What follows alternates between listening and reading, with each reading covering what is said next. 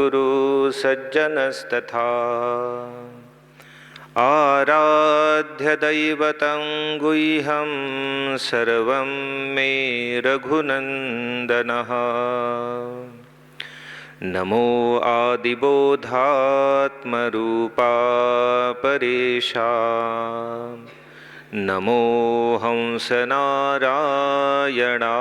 निर्जरेशा, नमो ब्रह्मदेवा वसिष्ठा श्रीरामा, नमो मारुती रामदासाभिरामा। शुकासारिखे पूर्णवैराग्य जाचे, वसिष्ठा परिज्ञान योगेश्वराचे, कवी वाल्मिका सारिखा मान्य ऐसा, नमस्कार माझा सद्गुरु रामदासा।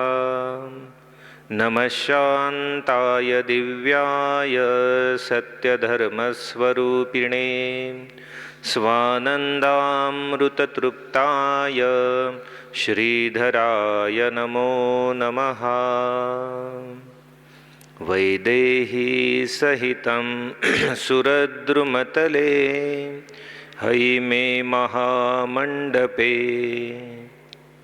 मध्ये पुष्पकमासने मणिमये, वीरासने सुस्थितम्, अग्रे वाचयति प्रभञ्जनसुते, तत्त्वं मुनिभ्यः परं, व्याख्यान्तं भरतादिभिः परिवृतं, रामं भजे श्यामलम्।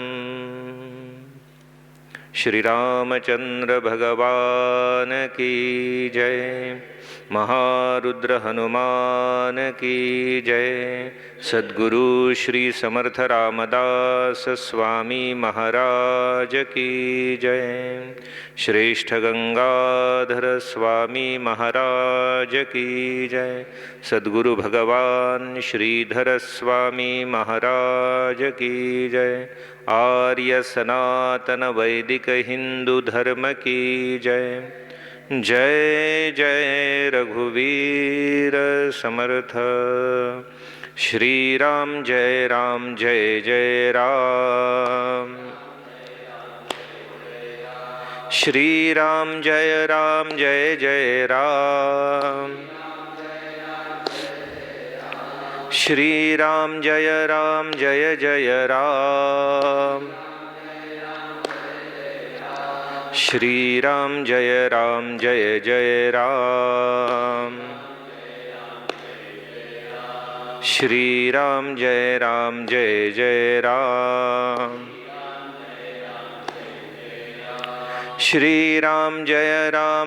जय राम, श्री राम जय जय राम, श्री राम जय जय राम, श्री राम जय जय राम, श्री राम जय जय राम। जय जय रघुवीर समर्थ। श्री रामदास स्वामी संस्थानच्या या भिक्षा दौऱ्यातील सातारा या ठिकाणी चाललेली ही सेवा, आज प्रवचनाची दुसरी सेवा श्री समर्थांच्या समोर आपण या ठिकाणी समर्पित करीत आहोत।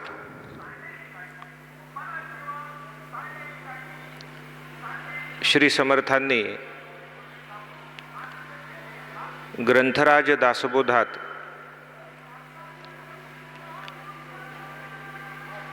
प्रत्येक मनुष्याला, मग तो अत्यंत विषयी पामर असो पूर्ण बंधनामध्ये संसाराच्या अडकलेला असो, पूर्ण अज्ञानी असो, किंवा एखादा मुमुक्षू असो की ज्याच्या ठिकाणी संसार बंधनातून किंवा या दुःखातून मुक्त होण्याची तीव्र इच्छा त्याला निर्माण झालेली आहे, असा मुमुक्षू असो, किंवा त्याही पुढे जाऊन एखादा साधक आहे की जो काही साधना प्रयत्न करू लागलेला आहे तो असो, या प्रत्येक स्तरावरती मनुष्याला मार्गदर्शन होईल अशा पद्धतीनं प्रपंच आणि परमार्थ दोन्ही बाजूने श्री समर्थांनी सम्यक असं मार्गदर्शन आपल्याला केलेलं आहे. श्री समर्थांचा अवतार हा धर्म संस्थापनेसाठी आहे.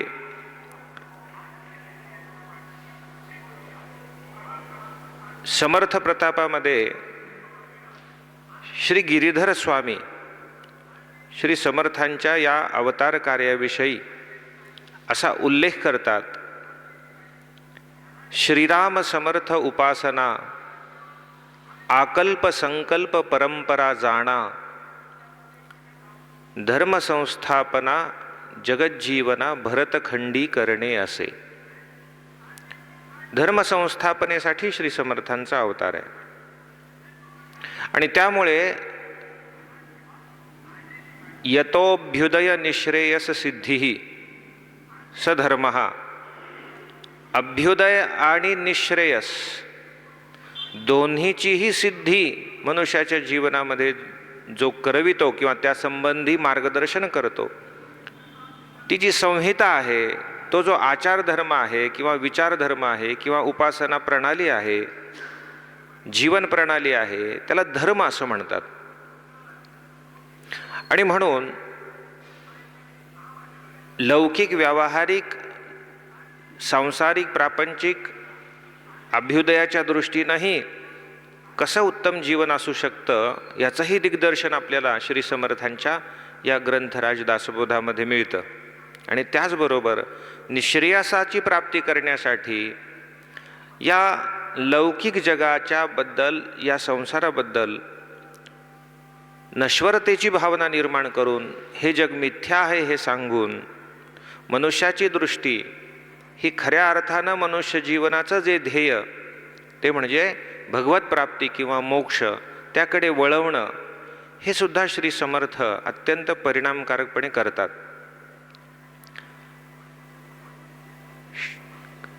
शास्त्रग्रंथांमध्ये धर्म हा कोणत्या पायांवर उभा असतो त्याची काही माहिती दिलेली, त्याचे काही बिंदू दिलेले आहेत. श्रीमद भागवतामध्ये तर ती प्रसिद्ध कथा आहे, परीक्षित राजाला एक गाय आणि बैल हे दिसले आणि कली एका दुष्ट व्यक्तीच्या रूपामध्ये त्या ठिकाणी त्या गाईला आणि बैलाला मारतोय, अशा पद्धतीने ते वर्णन आहे. आणि त्यात त्या बैलाचे 4 पाय आहेत, तर त्या 4 पायातले 3 पाय निकामी झालेले आहेत आणि कसा बसा तो एका पायावर उभा आहे असं वर्णन आहे. आणि तिथेच श्रीमद भागवतामध्ये तो जो बैल आहे त्याला धर्म उवाच असं म्हटलेलं आहे आणि ती गाय जी आहे ती पृथ्वी आहे. म्हणजे पृथ्वीचं आदिदैविक रूप गाय आणि धर्माचं जे रूप आहे ते प्रतीक आहे, ते बैल आहे, धर्माचं प्रतीक बैल आहे. त्या ठिकाणी सत्य, तप, पवित्रता आणि दान किंवा दया असे हे 4 पाय धर्माचे सांगितलेले आहेत. गोस्वामी तुलसीदासजींनी सुद्धा, आजच्या प्रवचनाचा विषय काय आहे ते आता पुढे सांगूया. गोस्वामी तुलसीदासजी सुद्धा एके ठिकाणी असं म्हणतात की प्रकट 4 पद धर्म के कलिमहु एक प्रधान. प्रकट 4 पद धर्म के कलिमहु एक प्रधान जेन केन विधि दीन्हे दान करई कल्याण. जी काही आपली शक्ती असेल त्या शक्तीनुसार कोणत्याही उपायांनी आपल्या सामर्थ्यानुसार दान देणं हे कलियुगामध्ये कल्याण करणारं आहे. याचा अर्थ असा सांगितला की कलियुगामध्ये धर्म हा दान नावाच्या पायावरती उभा आहे आणि मुख्य तो भाग आहे. आता आपण आपल्या विषयावर येऊ. आजचा विषय आहे भिक्षा. ग्रंथराज दासबोधामध्ये श्री समर्थांनी 14व्या दशकामध्ये भिक्षा निरूपणाचा समास संपूर्ण एक लिहिलेला आहे आणि त्यामध्ये भिक्षेच्या विषयी सुंदर असं मार्गदर्शन आपल्याला श्री समर्थांनी केलेलं आहे. जेव्हा आपण भिक्षेविषयी विचार करतो तेव्हा लक्षात येतं की भिक्षेमध्ये प्रामुख्याने काय होतं तर दान दिलं जातं आणि दान घेतलं जातं. ही मुख्य क्रिया ही भिक्षेमध्ये होत असते. कलियुगामध्ये धर्म या एका पायावर उभा आहे म्हणजे दानाच्या तत्वावर उभा आहे हे जेव्हा आपण समजतो तेव्हा आपल्याला मग भिक्षेचंही महत्त्व कळतं की आपण भिक्षा सांभाळतोय, भिक्षेची परंपरा सांभाळतोय म्हणजे आपण काय करतोय. दृश्य रूपामध्ये आपण धान्य घेतो किंवा कार्यासाठी लागणारं धन घेतो, परंतु प्रत्यक्ष काय होतं प्रत्यक्षात तर आपण ती दानाची वृत्ती सांभाळतोय. ठीक आहे, आपण ती दानाची परंपरा सांभाळतोय आणि याचा अर्थ आपण धर्म सांभाळतोय. लक्षात घ्या. या भिक्षेच्या परंपरा जर बंद झाल्या तर मनुष्य स्वभावतःच संग्रही आहे, लोभी आहे असं शास्त्रातच सांगून ठेवलंय. एक उपनिषदामध्ये कथा येते की दानव, मानव आणि देव हे ब्रह्मदेवाकडे त्यांचे प्रतिनिधी गेले आणि ब्रह्मदेवांना त्यांनी प्रार्थना केली की ब्रह्मदेवा, तुम्हीच आम्हाला निर्माण केलेलं आहे, आम्ही तुमची लेकरं आहोत, तर आमच्या कल्याणाचा असा काही उपदेश तुम्ही आम्हाला द्या. आणि त्यावेळी ब्रह्मदेवांनी दानव, मानव आणि देव या तिघांच्याही प्रतिनिधींना उपदेश दिला. द द द, एकाक्षरी उपदेश द. त्यांना काही कळे ना. ब्रह्मदेवांना त्याने सांगितलं की खूपच थोडक्यात प्रवचन आपण उरकलेलं आहे, तर थोडा विस्तार करून सांगा. द म्हणजे नेमकं काय. तर त्यावेळी देवांच्या प्रतिनिधींनी जेव्हा विचारलं की हा दचा अर्थ आमच्यासाठी काय आहे, त्यावेळी ब्रह्मदेवांनी सांगितलं की हे देवांनो, तुम्ही स्वर्गलोकामध्ये राहता, तिथे तुम्हाला उपभोगाची विविध साधनं विपुल प्रमाणामध्ये आहेत आणि तुमचा स्वभाव हा भोगप्रधान स्वभाव आहे. तुम्ही भोगी आहात, उपभोगाची वृत्ती तुमच्यामध्ये अधिक आहे आणि तुम्ही त्या वेगवेगळ्या दिव्य विषयांच्या उपभोगामध्ये रममाण होऊन आपल्या स्वरूपाला विसरता आणि त्यामुळे तुमच्यासाठी तुमच्या कल्याणाचा उपदेश आहे की तुम्ही दमन करा. दम, इंद्रिय दमन. दमन हा तुमच्यासाठी उपदेश आहे. त्यांना आनंद वाटला, ते निघून गेले. दानवांच्या प्रतिनिधीने विचारलं की आमच्यासाठी काय याचा अर्थ आहे दचा, तर त्यांच्यासाठी सुद्धा अक्षर दच होतं. त्यावेळी दानवांना ब्रह्मदेवांनी सांगितलं की तुम्ही तमोगुणी स्वभावाचे आहात आणि म्हणून तुम्ही हिंसक आहात आणि यामुळे तुमच्या कल्याणाचा उपदेश काय तर दया. तुम्ही अंतःकरणामध्ये जर दयेचा भाव सांभाळलात तर तुमचं कल्याण होईल. तेही निघून गेले. मनुष्याचा जो प्रतिनिधी आहे त्याने विचारल्यावरती ब्रह्मदेवांनी सांगितलं की तुम्ही मनुष्य हे संग्रही वृत्तीचे लोभी आहात आणि त्यामुळे तुम्हाला उपदेश आहे की तुम्ही दान करा, दानाची प्रवृत्ती ठेवा, म्हणजे तुम्ही द्यायला शिका, ठीक आहे ना. त्यातून तुम्हाला समाधान मिळेल, आनंद मिळेल. आपण हल्ली त्याला जॉय ऑफ गिविंग असं म्हणतो, वेगवेगळ्या रूपामध्ये, आलं लक्षात. परंतु ते येतं. शास्त्रामध्ये दानाचा सखोल विचार केलेला आहे, तो आज आपल्याला करायचा नाही.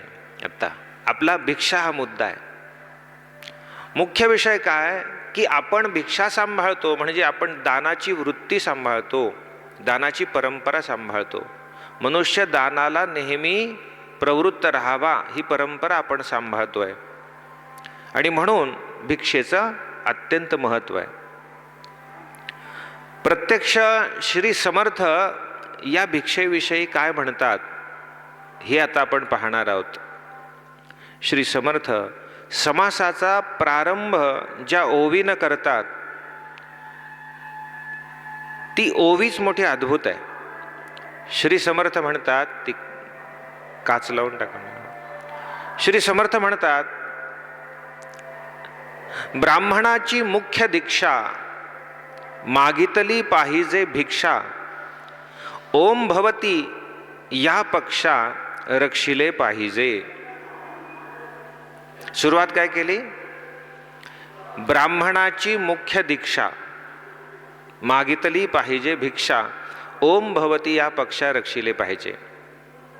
पहिल्या ओवीतल्या पहिल्या चरणातच श्री समर्थांनी भिक्षा मागण्याचा अधिकारी कोण याचा उल्लेख केलेला आहे.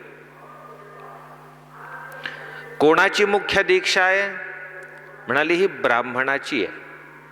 याचा अर्थ भिक्षा कोणी मागावी याचे सुद्धा काही परंपरा आहे, काही नियम आहेत. आता ब्राह्मणाची म्हणजे मग फक्त ब्राह्मणाची का, हाही प्रश्न आहे. तर इथे लक्षणेनं तो अर्थ घेतला पाहिजे, कारण सगळ्यांची नावं तिथे चरणात देता येणार नाहीत की कोणी कोणी मागावी. म्हणून जेव्हा ब्राह्मणाची मुख्य दीक्षा असं म्हटलं त्यावेळी जो अधिकारी आहे त्याने मागावी हे स्पष्ट झालं. मग कोण कोण अधिकारी आहेत? तर आपल्याकडे परंपरा अशी आहे की गुरुकुलामध्ये वेदाध्ययन करायला गेलेला जो विद्यार्थी आहे त्या अध्ययन करणाऱ्या ब्रह्मचार्याला भिक्षा मागण्याचा अधिकार आहे. तो भिक्षा मागण्यास पात्र आहे. अधिकार म्हणजे पात्रता. तो भिक्षा मागण्याला पात्र आहे. मग त्यामध्ये तीनही वर्णाचे विद्यार्थी हे गुरुकुलामध्ये शिकायला जात असतात. उपनयन संस्कार होऊन ब्राह्मण, क्षत्रिय, वैश्य हे तीनही विद्यार्थी वेदाध्ययनासाठी गुरुकुलामध्ये जात असत, आणि त्यांना ब्रह्मचारी जोपर्यंत ते आहेत आश्रमामध्ये, ब्रह्मचारी आश्रमामध्ये, तोपर्यंत त्यांना भिक्षेचं व्रत हे नेमून दिलेलं असेल. ते भिक्षेचे अधिकारी आहेत. दुसरी गोष्ट, याचा अर्थ हे ब्राह्मण या शब्दामध्ये लक्षणेनं ही गोष्ट घ्यायची. उदाहरण आता असं की एखाद्या शाळेच्या वर्गामध्ये मुलंही असतात आणि मुलीही असतात, बरोबर आहे. विद्यार्थीही असतात आणि विद्यार्थिनीही असतात. 50 विद्यार्थी आहेत, 50 विद्यार्थिनी आहेत. परंतु जर शिक्षकांना विचारलं की तुमच्या वर्गामध्ये किती विद्यार्थी आहेत, तर ते काय सांगतील? 100, बरोबर आहे. 100 सांगतील. याचा अर्थ 50 विद्यार्थिनी पण त्याच्यात आल्या ना. मग हे जे सांगणं आहे, 50 मुली आहेत, 50 मुलं आहेत, 50 विद्यार्थी आहेत, 50 विद्यार्थिनी आहेत, पण हे जे शिक्षकांचं सांगणं की 100 विद्यार्थी आहेत, हे याला लक्षणा म्हणतात. हे लक्षणार्थाने काय घेतो? मग विचारणारा काय घेतो की याचा अर्थ काही मुली पण त्याच्यात असणार आहेत, काही मुलंही असणार आहेत, असं घेतो की नाही. तसं इथे ब्राह्मणाची मुख्य दीक्षा असं जेव्हा म्हटलं जातं त्यावेळी जर आश्रमाच्या दृष्टीनं, वर्णाच्या दृष्टीनं विचार करायचा झाला, आश्रमाच्या दृष्टीनं विचार करायचा झाला, तर शास्त्रानुसार ब्राह्मण, क्षत्रिय, वैश्य या तीनही वर्णाचे आणि ते ब्रह्मचारी असले पाहिजेत. पहा बरं का, तीनही वर्णाचे ब्रह्मचारी जे आहेत गुरुकुलामध्ये राहणारे, त्यांना भिक्षा मागण्याची आवश्यकता आपण आहे आणि भिक्षा मागण्याचा त्यांना अधिकारही आहे. हा मुद्दा झाला. आता केवळ वर्णाच्या दृष्टीने जर विचार करायचा झाला तर ब्राह्मण, क्षत्रिय, वैश्य आणि शूद्र या 4 वर्णामध्ये जो गृहस्थी आहे, पहा ब्रह्मचर्य आश्रमामध्ये 3 वर्ण गुरुकुलामध्ये शिकणारे विद्यार्थी हा भाग झाला, अधिकारी आहेत. वर्णाच्या दृष्टीने विचार करायचा झाला आणि गृहस्थाश्रमी आहेत, म्हणजे गृहस्थाश्रमात प्रवेश केलेला आहे आणि ब्राह्मण, क्षत्रिय, वैश्य, शूद्र यापैकी कोणाला भिक्षा मागण्याचा अधिकार आहे? तर शास्त्र असं सांगतं की जे गृहस्थाश्रमी आहेत, सांसारिक आहेत, त्यांमध्ये केवळ ब्राह्मणाला भिक्षा मागण्याचा अधिकार आहे. गृहस्थाश्रमी असलेल्या क्षत्रियाला, गृहस्थाश्रमी असलेल्या वैश्याला आणि गृहस्थाश्रमी असलेल्या शूद्राला भिक्षा मागण्याचा अधिकार नाही. का बरं नाही? त्याचं कारण असं आहे की वर्णाश्रम व्यवस्थेमध्ये केवळ ब्राह्मणाला उपजीविकेसाठी कोणताही व्यवसाय करण्याची मुभा नाहीये.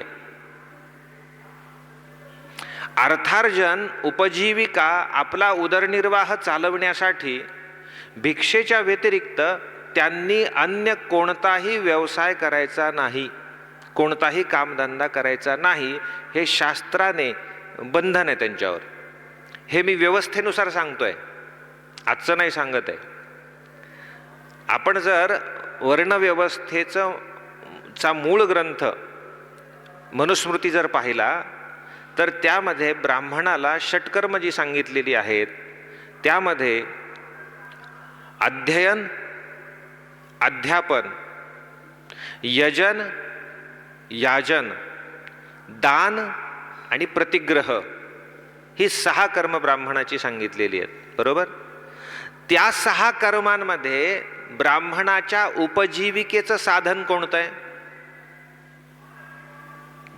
यज्ञ करणं स्वतः हे उपजीविकेचं साधन असू शकतं का? कारण त्याच्यामध्ये उलट खर्च होणार आहे. यज्ञ मला करायचा म्हटलं तर मला साहित्य इत्यादी, दक्षिणा मला खर्च करावा लागणार आहे. मग यजन करणं म्हणजे यज्ञ करणं हे उपजीविकेचं साधन असू शकत नाही. याजन, करवून घेणं, इतरांकडून करवून घेणं हे एक उपजीविकेचं साधन आहे. का करवून घेणं? लक्षात घ्या, जिथे जिथे यज्ञ सांगितलं ना तिथे तिथे तो सदक्षिण सांगितलेला आहे. ज्या यज्ञामध्ये दक्षिणा दिली जाते त्यालाच यज्ञ समजलं जातं. जिथे दक्षिणा दिली जात नाही त्याला पूर्ण यज्ञ म्हटलं जात नाही. आलं लक्षात? मग यज्ञ करवून घेण्यामध्ये, त्या यज्ञामध्ये दक्षिणा दिली जाते, ते त्याच्या उपजीविकेचं एक साधन आहे. दुसरं, अध्ययन करणं हे उपजीविकेचं साधन असू शकतं का? नाही. चौथं, अध्यापन करणं हे उपजीविकेचं साधन असू शकतं का? आजच्या संदर्भात आपण लगेच उत्तर देऊ, हो. बरोबर आहे? अध्यापन करणं म्हणजे शिकवणं हे उपजीविकेचं साधन आजच्या संदर्भात म्हटलं की आपण म्हणू हो. पण वर्णव्यवस्थेनुसार आपल्या शास्त्रामध्ये ज्ञान हे विकलं जात नव्हतं, असं बंधनच होतं. त्यामुळे ब्राह्मण जी वेदविद्या त्रैवर्णिकांना शिकवित असे त्याची फी घेण्याची मुभा ही वर्णव्यवस्थेनुसार त्याला दिलेली नाही. आणि म्हणून कुठेही तुम्हाला असं दिसणार नाही की कोणी एखादा विद्यार्थी हा गुरुकुलामध्ये शिकायला गेलेला आहे आणि तिथे त्याला आधी फी सांगितली गेलेली आहे, आधी दक्षिणा सांगितली गेलेली, आधी शुल्क सांगितलं गेलंय, असं आपल्याला कुठेही आपल्या परंपरेमध्ये कोणत्याही ग्रंथात आढळणार नाही. हां, आपल्याला हे आढळेल की ब्रह्मचारी विद्यार्थी त्याचं शिक्षण पूर्ण झालेलं आहे आणि शिक्षण पूर्ण झाल्यानंतर तो आचार्यांच्या समोर उपस्थित राहून त्याला जेव्हा पदवी प्रदान होते तो स्नातक होतो, पदवी प्रदान केली जाते, त्यावेळी त्याचं कर्तव्य म्हणून तो विचारतो की गुरुदेव, मी आपल्याला दक्षिणा म्हणून काय देऊ? गुरुदक्षिणा म्हणून मी काय देऊ? मग त्यावेळी गुरुजी त्याच्याकडून काय मागतील त्याच्या त्याच्या पात्रतेनुसार हा वेगवेगळा भाग आहे. पण उपजीविकेचं साधन नाही, आलं लक्षात? ते उपजीविकेचं साधन नाही. कारण 12-12 वर्ष विद्यार्थी शिकतो, आलं लक्षात? आणि 12 वर्षानंतर वगैरे तो पूर्ण तयार झाला की मग तो म्हणतो कृतज्ञता म्हणून मी आपल्याला काय दक्षिणा देऊ? हे उपजीविकेचं साधन असू शकत नाही. कारण जे विद्यार्थी येणारे आहेत ते विद्यार्थी चला आता 12 वर्षाचा बॅकलॉग भरून काढू असं म्हणून तर गुरु त्यांच्याकडे काही मागू शकत नाही. 12 वर्षाची फी एकदमच घेऊ ह्याच्याकडून, आणि तसे विद्यार्थ्याची परिस्थिती सुद्धा असेल की नाही माहिती नाही. म्हणून ते काही उपजीविकेचं साधन नव्हतं आणि त्याला ती विकायची नाही विद्या, असं दंडकच होता. त्यामुळे अध्यापन करणं हे त्याचं कर्तव्य होतं, तो उपजीविकेचा भाग नव्हता, नाही वर्णव्यवस्थेनुसार. मग राहिलं काय? दान देणं, 5वं कर्म. दान देणं हे उपजीविकेचं साधन असू शकत नाही, तो कर्तव्याचा भाग झाला. 6वं कर्म राहतं ते म्हणजे प्रतिग्रह, म्हणजे दान घेणं. बस एवढं त्याच्या उपजीविकेचं साधन आहे. आता क्षत्रियाकडे उपजीविकेचं साधन आहे की नाही? हो, त्याने शासन करावं, योग्य प्रमाणात कर घ्यावा, शासन चालवावं, बरोबर आहे? तो सत्ताधीशच आहे, तो शासक आहे, तो शासन चालविणार आहे. त्यामुळे शासन चालविणं हे त्याच्या उपजीविकेचा भाग आहे, बरोबर आहे? कर्तव्याचा जसा भाग आहे तसा तो उपजीविकेचाही भाग आहे. वैश्य वर्णाला गोरज्य, वाणिज्य, कृषी, शेती करणं, व्यापार करणं, बरोबर आहे? दुग्ध व्यवसाय, गोपालनाद्वारे कमावणं. ब्राह्मणाने गाई सांभाळायच्यात पण दूध विकायचं नाहीये, पहा बरं का.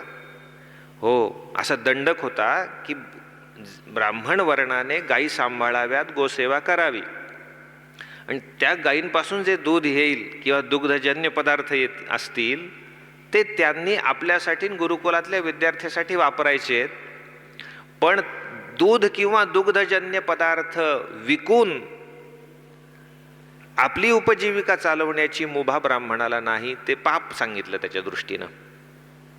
मग दुग्ध व्यवसाय, कृषी, व्यापार हे कोणी करायचं? हे वैश्याच्या उपजीविकेचं साधन आहे. आणि त्याबरोबर ते सेवेचं आहे, नुसतं उपजीविकेचं नाही. वर्णव्यवस्थेची ही मोठी उदारता आहे, उदात्तता आहे, महात्म्य आहे की जे आपल्या उपजीविकेचं साधन आहे ती समाजाच्या सेवेचं सुद्धा ते साधन आहे. आणि म्हणून त्याला सुद्धा नीती मर्यादेचं बंधन आहे त्या गोष्टीला. असो, मग शूद्र वर्ण जो आहे त्याला उपजीविकेचं साधन काय, असा प्रश्न आपल्याला पडतो. आणि कुप्रचार एवढा झालेला असतो की आपल्याला वाटतं की त्यांना काही नव्हतंच. तर मला असं विचारायचं आहे, सार्वकालीन समाजामध्ये, सार्वकालीन कुठल्याही काळातला समाज असो, दुग्ध व्यवसाय, शेती, बरोबर, त्यानंतर व्यापार म्हणजे वस्तू विनिमय, वस्तूची विक्री करणं, त्यानंतर शासन चालवणं आणि दान घेणं, या 5 गोष्टी सोडून द्या. या व्यतिरिक्त उपजीविकेची साधनं समाजामध्ये असतात की नाही, बरोबर?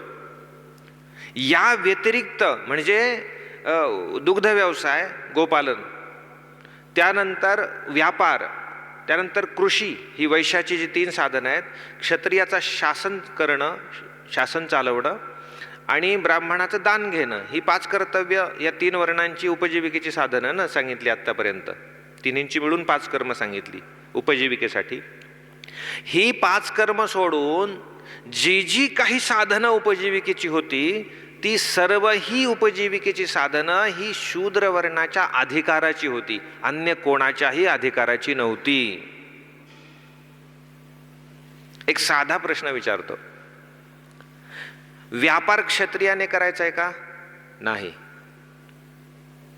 ब्राह्मणाने करायचा आहे का? नाही. व्यापार कोणी करायचा आहे? उपजीविकेसाठी व्यापार कोणी करायचा? वैश्याने करायचा. तो अधिकार क्षत्रियाला नाही, तो अधिकार ब्राह्मणाला नाही, वर्णव्यवस्थेनुसार बरं का. मला सांगा, व्यापार कशाचा होतो? व्यापार कशाचा होतो? वस्तूंचा होतो. वस्तू निर्माण कोण करणार? वस्तूंचं प्रोडक्शन कोण करणार? अर्थातच शूद्र.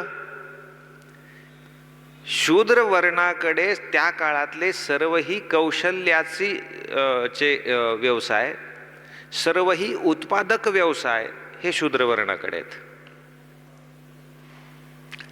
बांधकाम व्यवसाय कोणाकडे होता? त्या काळातलं अत्यंत आवश्यक असं सुतारकाम कोणाकडे होतं?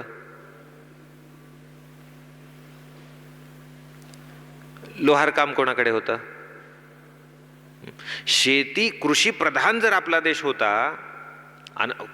दीर्घ काळापासून, तर त्यामध्ये लागणारी जी लाकडाची किंवा लोखंडाची किंवा इतर जी काही हे असतील, कुंभार, मडकी कोण करत होतं?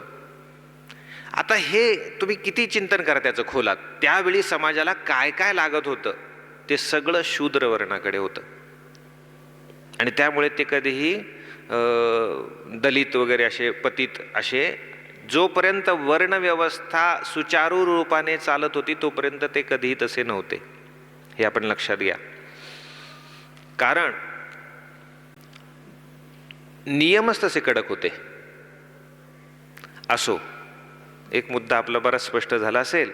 मला मुद्दा सांगायचा हा आजच्या विषयापुरता एवढाच आहे की सांसारिक प्रापंचिक गृहस्थाश्रमी जो आहे तो कोणत्या वर्णाचा माणूस भिक्षा मागू शकतो? तर वर्णाच्या दृष्टीनं गृहस्थाश्रमी व्यक्ती आणि वर्णाच्या दृष्टीनं विचार केला तर ब्राह्मण गृहस्थाश्रमी भिक्षा मागू शकतो, कारण त्याच्याकडे तेवढंच एक साधन आहे म्हणून.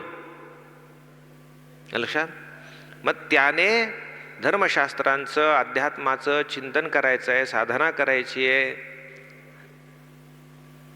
आपला आचार विचार सांभाळायचा आहे, स्वतःचं जीवन हे पारमार्थिक आध्यात्मिक दृष्टीनं उन्नत करायचं आहे, समाजाला त्याचं मार्गदर्शन करायचं आहे. आलं लक्षात?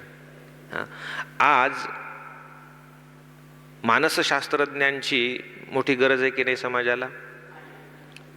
समुपदेशकांची मोठी गरज आहे की नाही समाजाला? आहे. ब्राह्मण ते होते. त्यासाठी मानसशास्त्रीय, परामानसशास्त्रीय,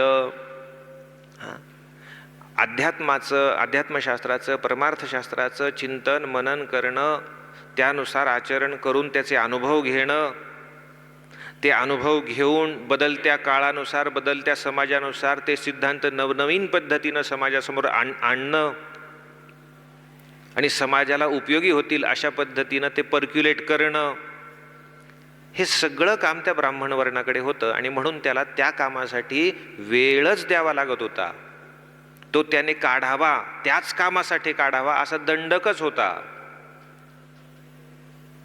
आणि म्हणून त्याने इतर कामधंद्यामध्ये स्वतःचा वेळ घालवू नये, त्याने पूर्ण वेळ त्याच्यात द्यावा.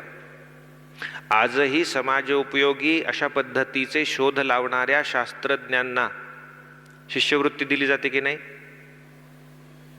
शोध कधी लागेल माहिती नाही. एखादा शास्त्रज्ञ 10-10 वर्ष शोध लावत बसतो, पण तरी त्याला शिष्यवृत्ती दिली जाते. का? कारण 10 वर्षांनी का होईना पण एखादा जर शोध लागला तर तो दीर्घकाल समाजाच्या अनेक पिढ्या उपयोगाला पडणार आहे. म्हणून अजून 5 वर्ष खटपटच करतोय, काहीच हाती लागत नाहीये ह्याच्या, असं म्हणून चालतं का? तर कोणत्याही काळामध्ये समाजाची अध्यात्म ही गरज असते. जशी भाकरी ही गरज आहे, जसं वस्त्र ही गरज आहे, जसं निवारा ही गरज आहे, तसं अध्यात्म ही सुद्धा सार्वकालीन समाजाची गरज आहे, कोणत्याही काळातल्या समाजाची. आणि म्हणून कितीही अंधश्रद्धा निर्मूलन समिती निघाल्या, कितीही नास्तिकतावादाचा प्रचार झाला, तरी आस्तिकतावाद हा कायम शिल्लक राहतो, टिकतो. त्याचं कारण हे आहे की ती समाजाची गरज आहे. तो विशुद्ध स्वरूपामध्ये टिकवून ठेवण्याची जबाबदारी एका विशिष्ट वर्गालाच दिलेली होती. आणि आपण पाहतो की पिढ्यानपिढ्या जेव्हा ते केलं जातं तेव्हा त्यातलं प्रावीण्य विशेषत्वानं विकसित होत जातं. ही साधी गोष्ट आहे. सुताराचं मूल लहानपणापासून त्या सुताराच्या अंगाखांद्यावर खेळत खेळतच पाहत राहतं, तेव्हा त्याच्यामध्ये स्वाभाविकच ते कौशल्य येतं. 12वी झाल्यानंतर ITI मध्ये प्रवेश करायचा आणि मग कुठले तरी एखादी ब्रँच घ्यायची आणि त्याच्यात खटपट करत राहायचं. वयाच्या 18व्या 20व्या वर्षापर्यंत ज्याचा काही गंधही नव्हता अशी गोष्ट शिकायला जाणं लक्षात, आणि त्यात किती प्रावीण्य मिळेल माहिती नाही, पण जन्मतःच ती गोष्ट पाहत पाहत पाहत पाहत 18व्या 20व्या वर्षीपर्यंत त्यात मिळणारं जे प्रावीण्य आहे याच्यामध्ये फरक असेल की नाही? निश्चितच असेल. मुद्दा हा आहे की मुद्दा ब्राह्मणाची मुख्य दीक्षा का? पहिला अर्थ आपण हा पाहिला की वेदाध्ययन करायला गुरुकुलामध्ये गेलेला जो ब्रह्मचारी आहे, मग तो ब्राह्मण क्षत्रिय वैश्य या तीनही वर्णांपैकी कोणताही असो त्याला भिक्षा मागण्याचा अधिकार आहे. म्हणून लक्षणेनं जसं विद्यार्थी म्हटल्यावर आपण विद्यार्थिनी सुद्धा घेतल्या, तसं इथे ब्राह्मण म्हटल्यावरती आपण जर ब्रह्मचर्याश्रमातील व्यक्ती असं जर म्हटलं तर तीनही वर्णाचे ब्रह्मचारी यांना अधिकार आहे. आणि गृहस्थाश्रमीच्या पद्धतीनं जर विचार करायचा झाला तर केवळ ब्राह्मणाला अधिकार भिक्षेचा आहे. आता या पलीकडे जाऊन पुढे व्यक्ती कोणत्याही वर्णाची का असेना, अगदी चांडाळ म्हणजे वर्णहीन का असेना, अंत्यज आलं लक्षात, वर्णहीन का असेना, वर्णव्यवस्थेनुसार जर ती संपूर्ण समर्पित अशी परमार्थगामी असेल, भगवत प्राप्ती हेच एकमेव ध्येय जर त्या व्यक्तीचं असेल आणि त्याने पूर्णपणे वाहून घेतलेलं आहे, अशी जी व्यक्ती आहे की ज्याने आपला क्षण आणि क्षण प्रत्येक क्षण हा भगवत प्राप्तीच्या साधनेसाठीच व्यतीत करायचं ठरवलेलं आहे, तो कोणीही असो त्याला भिक्षेचा अधिकार आहे. मग त्या अर्थानं ब्रह्म जाणण्याची किंवा ब्रह्मरूप होण्याची साधना करणारा असा जो कोणी साधक, आलं लक्षात, की जो पूर्ण समर्पित झालेला आहे त्या व्रतासाठी, त्याला भिक्षा मागण्याचा अधिकार आहे. या अर्थी सुद्धा आपण ही ब्राह्मणाची मुख्य दीक्षा म्हणजे ब्राह्मण म्हणजे कोण, अधिकारी कोण, असा सखोल चिंतन या भिक्षेचं करू शकतो. आता आपली जी भिक्षा चाललेली आता सज्जनगडावरून जी भिक्षा मागितली जाते, वेगवेगळ्या संस्था, धार्मिक संस्था, त्या संस्थांमध्ये भिक्षा मागण्याची परंपरा आहे. माझ्या माहितीनुसार इस्कॉनचे साधक सुद्धा सामूहिक भिक्षा मागतात, बरोबर. आपणही सामूहिक भिक्षा मागतो, म्हणजे रामदासी संप्रदायात सुद्धा सामूहिक पद्धतीनं जाऊन भिक्षा मागण्याची पद्धत आहे. अन्यही ठिकाणी भिक्षेची परंपरा आहे. दत्त संप्रदायामध्ये सुद्धा भिक्षेची परंपरा आहे, नाथ संप्रदायामध्ये भिक्षेची परंपरा आहे. त्याची रूपं वेगवेगळी आहेत, ठीक आहे. आपण आता रामदासी संप्रदायामध्ये एक संस्था म्हणून भिक्षा मागतो, आलं लक्षात. त्यावेळी अधिकाराचा विचार कसा करणार? या अधिकाराच्या विचारामध्ये आपण त्याच्यामध्ये कसे बसू, हा एक प्रश्न आहे की नाही, बरोबर आहे. बदलतं स्वरूप आहे. तर त्यावेळी आपण हे ध्यानात घेणं आवश्यक आहे की ही भिक्षा श्री समर्थांची भिक्षा आहे, आलं लक्षात. ही भिक्षा कोणाची आहे? श्री समर्थांची भिक्षा आहे. आपण केवळ प्रातिनिधिक स्वरूपामध्ये तिथे आहोत, जोळी घेऊन, आलं लक्षात. श्री समर्थांनी हा जो भिक्षेचा समास लिहिलेला आहे, तो भिक्षेचा समास, त्या भिक्षेच्या समासामध्ये भिक्षेविषयी मार्गदर्शन करताना प्रामुख्यानं जो निस्पृह आहे, जो विरक्त आहे, ज्याने भगवंताच्या प्राप्तीसाठी किंवा भगवत सेवेसाठीच आपलं संपूर्ण जीवन समर्पित केलेलं आहे, त्यासाठी या भिक्षेचं जे मार्गदर्शन आहे ते या ठिकाणी केलेलं आहे. म्हणून जेव्हा आपण हा समास वाचू तेव्हा ही श्री समर्थांनी सांगितलेली भिक्षा आणि आत्ता आपण संप्रदाय म्हणून करत असलेली भिक्षा, त्याच्यात एक 2-3 मुद्द्यात कुठेतरी आपल्याला असं वाटेल की आपण समर्थांनी सांगितल्याच्या उलट करतोय. कुठे? बहुत आणिता घ्यावे मुष्टी एक. आता आपण सकाळी उद्या निघालो सगळी रामदासी सगळी सेवक मंडळी, आणि कोणी जर टोपलंभर धान्य आणलं आणि आपण असं करायचं का? की समर्थांनी काय सांगितलंय की बहुत आणिता घ्यावे मुष्टी एक. आता आपण काय करतो? बहुत आणिता द्यावे मुष्टी एक. बरोबर आहे ना? टोपलंभर घेतो आणि मुठभर देतो. बरोबर आहे ना? मग आता हे वाचताना आपल्याच मनाला खटकतं की हे काय गडबड आहे सगळी. समर्थ म्हणतात बहुत आणिता घ्यावे मुष्टी एक, बाकीचं त्याला परत करावं. असं आपल्याला करता येतं का? नाही करता येत. का बरं नाही करता येत? ते करणं योग्य आहे का आता या भिक्षेच्या स्वरूपामध्ये? बरोबर नाही. का? कारण ही भिक्षा व्यक्तीसाठी मागितली जात नाहीये, एका व्यक्तीसाठी मागितली जात नाहीये. ही भिक्षा ही अनेक व्यक्तींच्या कल्याणाचं साधन असलेल्या एका संस्थेसाठी किंवा संस्थानासाठी, त्या व्यवस्थेसाठी मागितली जाते. आणि त्या व्यवस्थेची गरज मुद्दा प्रमाणाचा नाहीये. मुठभर की टोपलीभर की पोतभर, मुद्दा प्रमाणाचा नाहीये. मुद्दा आहे आवश्यकतेचा. आलं लक्षात? म्हणून एखादी व्यक्ती जी भगवत प्राप्तीसाठी पूर्ण वेळ निघालेली आहे बाहेर आणि समर्पित आहे, त्या व्यक्तीची त्या दिवसाची जी गरज आहे त्या अनुषंगाने ते मार्गदर्शन केलंय की बहुत आणिता घ्यावे मुष्टी एक, कारण तुझी आजची गरज तेवढी आहे. बरोबर? आता आपण जी भिक्षा मागतो ती जे भिक्षेकरी आहेत आपले, ते भिक्षेकरी स्वतःसाठी मागतात का? असं होतंय का की ते भिक्षा मागतात आणि माझं पोतभर 2 महिन्यात माझे 2 पोती जमा झाले म्हणून न्या घरी. बरोबर? ही भिक्षा त्या भिक्षा मागणाऱ्या व्यक्तींसाठी नाहीये. ही भिक्षा त्या व्यक्ती ज्या संस्थेचे किंवा संस्थानाचे किंवा जी व्यवस्था भक्तांच्या कल्याणार्थ उभी राहिलेली आहे त्या व्यवस्थेचे प्रतिनिधी म्हणून मागतात. आणि ती जी व्यवस्था आहे, संस्था आहे, संस्थान आहे, ठीक आहे, त्या संस्थेची त्या व्यवस्थेची आवश्यकता वर्षभराची, 1 दिवसाची नाही, वर्षभराची ही ज्या प्रमाणात आहे त्या प्रमाणात ती भिक्षा मागितली जाते, त्या प्रमाणात ती दिली गेली पाहिजे आणि त्या प्रमाणातच ती घेतली पण पाहिजे. कारण मुद्दा मुष्टीभर की टोपलीभर नाही, मुद्दा आवश्यकतेचा आहे. मग जेवढी आवश्यकता तेवढी घेतली पाहिजे. हा मुद्दा झाला प्रमाणाबद्दल. ठीक आहे? त्यामुळे आपल्या मनात हा संशय यायला नाही पाहिजे.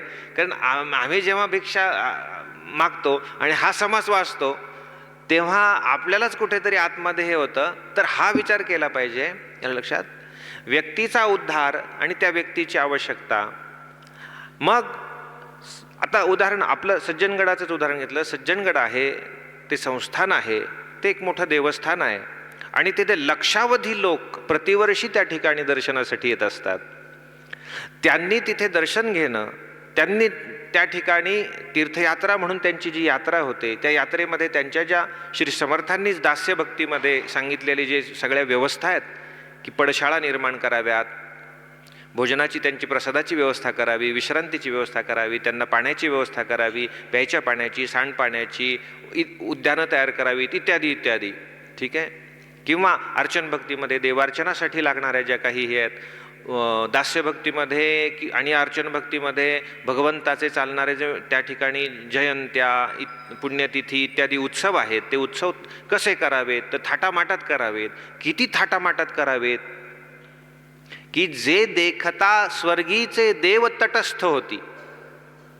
मग किती लिमिट आहे आता थाटामाटात करायचं?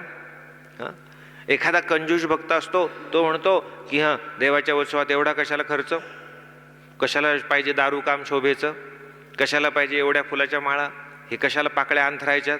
याला लक्षात असं एक वाटतं ना की हा विनाकारण खर्च आहे. त्यांनी श्री समर्थांचं ते पाहावं की अशा पद्धतीनं उत्सव करावा. म्हणाले जे देखता स्वर्गीचे देव तटस्थ होती, म्हणजे स्वर्गामध्ये जे वैभव आहे त्या वैभवापेक्षा काकणभर जास्तच वैभव भगवंताच्या उत्सवात असलं पाहिजे, म्हणजे देवसुद्धा चकित झाले पाहिजेत की अरे काय आहे इथे, हो काय चाललंय, हे काय वैभव आहे. आता मग झालं, किती हवं, तर स्वर्गातल्या देवांनाही चकित करणारं वैभव हे देवाच्या दारात पाहिजे. आलं लक्षात. जर स्वर्गाच्या देवांनाही ते चकित करणारं असेल तर आपल्यासारख्या सामान्य माणसांना सुद्धा ते चकित करणारं असेल की नाही, उघडच आहे. आणि म्हणून या कारणे समुदाव झाला पाहिजे महोत्सव, हातोपाती देवाधिदेव ओळेसा करावा. त्या भव्यत्वाचं, त्या दिव्यत्वाचं जेव्हा सामान्य माणसाला दर्शन होतं तेव्हा तो तिकडे खेचला जातो. आलं लक्षात. भगवंताकडे, भगवत भक्तीकडे खेचला जातो. आणि म्हणून उत्सवाचं महात्म्य, त्या उत्सवामध्ये होणाऱ्या विविध सेवा आणि त्यातली भव्यता आणि दिव्यता याचंही महात्म्य आहे.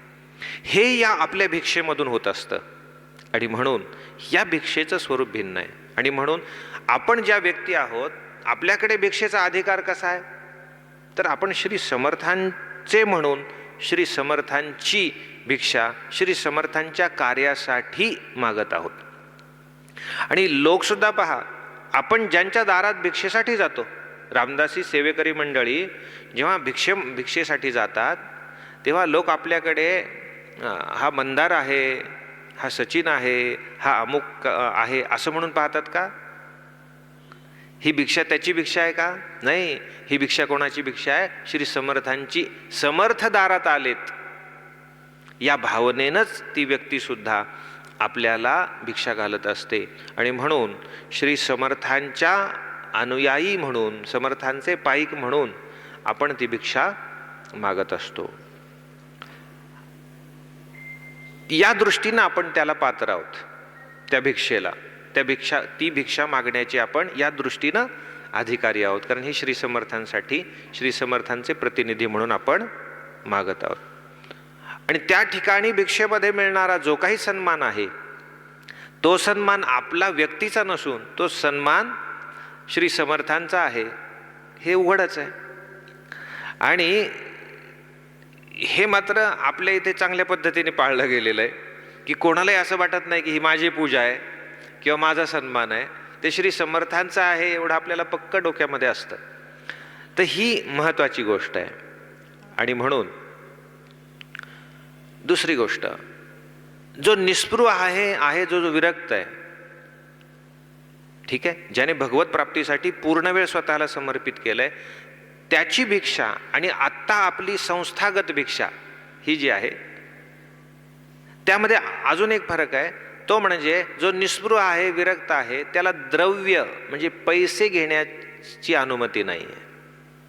तुम्ही पहा श्री समर्थांच्या भिक्षा समासामध्ये कुठेही असं म्हटलंय का की पैसा घ्यावा? नाही म्हटलेलं. बरोबर आहे.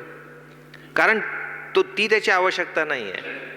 केवळ शरीर निर्वाहासाठी त्याला भिक्षा मागायची आहे. त्या दिवशी पुरेल एवढं अन्न घ्यायचं आहे शरीर निर्वाहापुरतं, आणि म्हणून अन्नच घ्यायचं आहे, पैसे नाही घ्यायचे. लक्षात. पण संस्थेच्या निर्वाहासाठी केवळ धान्य पुरेसं नसतं, कारण अशा अनेक गतिविधी संस्थेच्या असतात की ज्याला पैसे हवे असतात, तिथे धान्य चालत नाही. लक्षात. आणि म्हणून संस्थागत जेव्हा भिक्षा आपण मागतो तेव्हा त्या ठिकाणी आर्थिक स्वरूपामध्ये ती भिक्षा झोळीमध्ये आपण स्वीकारतो. ही आर्थिक स्वरूपातली भिक्षा ही एका व्यक्तीला स्वतःसाठी मागण्याचा अधिकार नाही, भले ती निस्पृह विरक्त असो. म्हणून साधूच्या वेशामध्ये सुद्धा जर कोणी पैसे भिक्षा म्हणून मागत असेल तर कुठेतरी त्याच्या साधुत्वात उणीव आहे, हे उघडच दिसून येतं. कारण जर तो साधू आहे तर साधूला कशाची आवश्यकता आहे? फक्त त्या दिवशीच्या अन्नाची आवश्यकता आहे. आणि आपल्याला असं दिसून येतं. हां, मग पैसे कोण मागतं? एक व्यक्ती पैसे मागते तर आपल्याला रस्त्यावर ज्याला आपण भिकारी म्हणतो ते दिसतात. काहींची खरोखरच अडचण असते, कोणी अंध आहे, कोणी अपंग आहे, कोणाचे अनेक प्रकारच्या व्याधी आहेत आणि हे आहेत, ते त्यांना मागावी लागते, त्यांच्याबद्दल घृणा मनामध्ये बाळगायचं काही कारण नाही. जे शक्य असेल, आवश्यक असेल त्यांना तेवढं आपण दिलं पाहिजे, आपल्यालाही शक्य असेल तेवढं. पण जो धडधाकट आहे आणि धडधाकट असून सुद्धा भीक मागतोय व्यक्ती म्हणून, तेव्हा मात्र त्याला पैसा देणं टाळलं पाहिजे. तशीच त्याची जर अडचण आहे ती तपासून घेतली पाहिजे. आणि आपल्याला बऱ्याच वेळा असं दिसून येतं की अशी एखादी व्यक्ती जेव्हा एक व्यक्ती म्हणून आपल्यासमोर येते आणि ती भीक मागते, ठीक आहे, त्यावेळी जर आपण त्याला आणि कारण सांगते. आता मला असं एकदा झालं होतं पुण्यामध्ये, रस्त्याने जाताना वेश पाहिला आणि म्हटले, महाराज द्या पैसे द्या थोडे, का 3 दिवसापासून उपवाशी, जेवलेलो नाही आहे. खूप बारीक चेहरा केला त्याने आणि पैसे द्या म्हटलं. तर मी त्याला म्हटलं की मी तुला पैसेही नाही देणार, मी तुला जीव घालतो, चल शेजारी हॉटेलमध्ये. तर तो काही केल्या हॉटेलमध्ये यायला तयार नाही. नाही म्हणे पैसेच द्या, मी दुसरीकडे जाऊन मी माझं खाईन. मी म्हटलं का, तुला भूक लागलेली आहे ना आणि जेवणासाठी तू पैसे मागतोस की नाही? मग आता मी तुला जेव घालतो, तुला काय जेवायचं दे, तुला काय खायचंय ते खा, बिल मी भरतो. बरोबर आहे. मग त्याला अन्नाची भूक नव्हतीच. आलं लक्षात ना, मुद्दा हा आहे. तर जो निस्पृह विरक्त, ज्याने भगवत प्राप्तीसाठी किंवा आत्मसाक्षात्काराच्या साधनेसाठी पूर्ण वेळ समर्पित केलेला आहे, त्याला अन्नाची भिक्षा मागण्याची ची दीक्षा म्हणजे ही भिक्षा आहे. आणि म्हणून श्री समर्थांनी असं म्हटलं की ब्राह्मणाची मुख्य दीक्षा. तेव्हा ब्राह्मण हा जो शब्द आहे त्या शब्दाचा असा वेगवेगळा व्यापक चिंतन हे आपल्याला करता येऊ शकतं की भिक्षेचा अधिकारी कोण आहे. आणि तो अधिकार आत्ताच्या आपल्या भिक्षेशी जर आपण संगती लावून जर विचार करायचा झाला तर मग आपल्याला काय अधिकार आहे तोही आपण त्याचं चिंतन केलं. पैसे आपण का घेतो तर तेही आपलं मुद्दा आपला स्पष्ट झाला. आपण अधिक प्रमाणामध्ये का भिक्षा घेतो, मग ते श्री समर्थांच्या आज्ञेचं उल्लंघन आहे का, तर ते तसं नाही, हेही आपण आत्ता स्वतः स्पष्ट करून घेतलं. आता मुद्दा असा आहे की श्री समर्थांनी भिक्षेला दीक्षा असं म्हटलेलं आहे. काय, ही दीक्षा आहे, हे एक व्रत आहे. भिक्षा ही केवळ शरीर निर्वाहाचं साधन नाही, भिक्षा ही एक उपासना आहे, भिक्षा हे एक अनुष्ठान आहे, भिक्षा हे एक व्रत आहे. या अर्थानं उपासना आहे, ते अनुष्ठान आहे, ते एक व्रत आहे, ती एक साधना आहे. या अर्थानं श्री समर्थांनी त्या भिक्षेला दीक्षा असं म्हटलेलं आहे. आणि पहा, दीक्षा का, भिक्षेनं आता आपण श्री समर्थांच्या समासाला धरून त्यांनी ज्या निस्पृहासाठी भिक्षा सांगितली त्याला धरून आता आपण चिंतन करू. आपल्याला जे शरीर मिळालं ते शरीर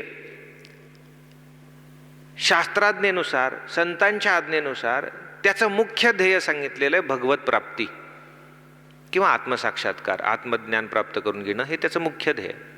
या नरदेहाचा उपयोग हा भगवत प्राप्ती करून घेण्यासाठी झाला पाहिजे. याचा अर्थ शरीर हे विषयांच्या उपभोगाचं साधन नसून, विषयांच्या उपभोगाद्वारे केवळ इंद्रिय तृप्त करण्याचं साधन नसून, शरीर हे भगवंताची प्राप्ती करून घेण्याचं साधन आहे. आणि हे साधन सांभाळणं ही साधना आहे. पहा, भगवत प्राप्तीचे साधन सांभाळणे, साधन म्हणजे इथे इन्स्ट्रुमेंट. आता भगवत प्राप्तीसाठी आवश्यक असलेलं इन्स्ट्रुमेंट म्हणजे साधन सांभाळणे ही सुद्धा साधना आहे.